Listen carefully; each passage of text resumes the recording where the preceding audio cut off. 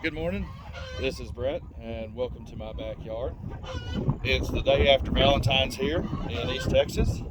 It's a beautiful, sunshiny day, as you can see, and I believe we are past the worst of our ice for the year. Now, we still have a chance, usually up until St. Patty's Day, maybe Easter, but it looks like the majority of that is gone. And so, although it may still be a little early for some of our warmer weather plants to be put outside, it's a good time of year to be putting out our cold weather plants. We've already gone over putting out our garlic and our potatoes, and then now recently we're putting out some of our brassicas, and everybody's favorite right now this time of year is our onions. And so I've got a few buckets here that I've already been putting them out in. Have a few more sets to go out. And so I was going to show y'all a little bit of what I've been doing here. And what I've started with was I took my sets, and before we get ready to put them out, I usually soak them in just a little bit of water for about an hour, just to get them roots soaking up a little bit of moisture before we get going. And so I'm going to take these out here. As you can see, got some good moisture dripping off of them there. And I've got some red and some yellow onion sets in here. I'll set these aside. And generally you can get these at any of your local feed stores, your plant nurseries, maybe even your hardware stores. But these are good. They're already ready to go, ready to put out. And what I'm going to do now that I've got them soaked, I'm just going to break them up a little bit here so that they're easier to go out.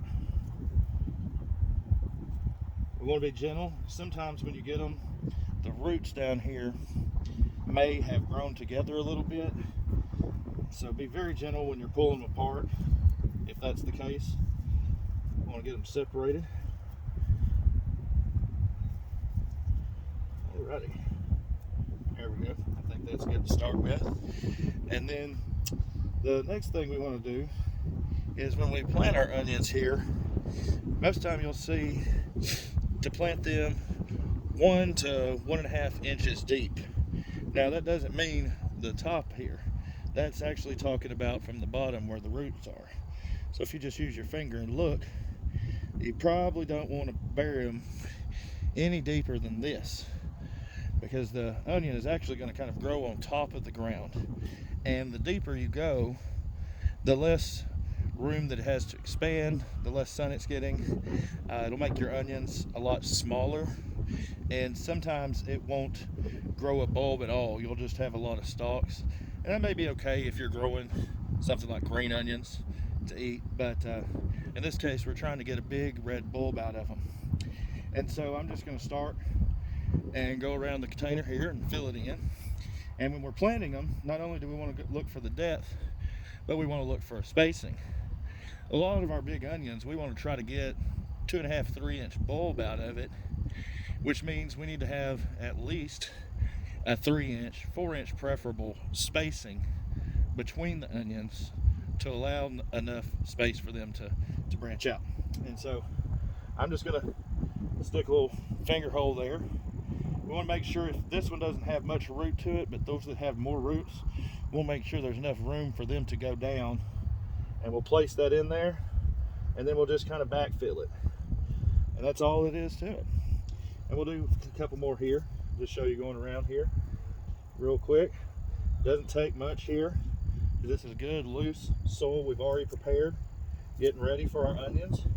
And then what I'll do is I'll come back around and kind of stick some of these smaller ones in the spacing here, and then between them we're going to kind of go at a cross pattern here. Come on around, and we're going to fill up the whole bed like that. And after we do that, make sure you get them watered in good. I've been saving rainwater over the winter, some of our melted snow that we actually got this year, and we'll start them off with that. Any of the rainwater that you can collect is always better, especially for smaller plants. Some of your local water, there's a lot of the toxins that are taken out of it, but they have some soap and some chemicals that for smaller plants, they may suck it up, and it's not as good for them. Larger plants, okay, your lawn, your trees, they'll do just fine. But our smaller ones, if at all possible, we want to try to go with the rainwater there. And so we're going to get these all in good here, because Wednesday or Thursday we're expecting a rain to get them really saturated. And that water, after you get your plants in, will kind of help seal the dirt around them a little bit, take out any air pockets, allow them to settle them down there. And then we'll come back and we'll add a thin layer of mulch over this, just to kind of keep some weeds out and keep them a little more protected there. But that's it. Before we go, I'm going to show y'all just a little bit of the other that we've been doing here. This is some of our yellow onions already in place. One last thing you can do when you're planting them, these all look pretty good. Here's another thing of red onions coming on across.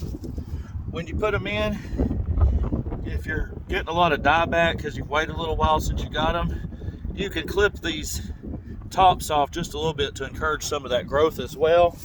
Not needed, but that'll help them come on along. I've just planted these recently and look at them already starting to liven up there. So, hope y'all enjoyed that video. If y'all have any other questions about it, please leave me a comment below.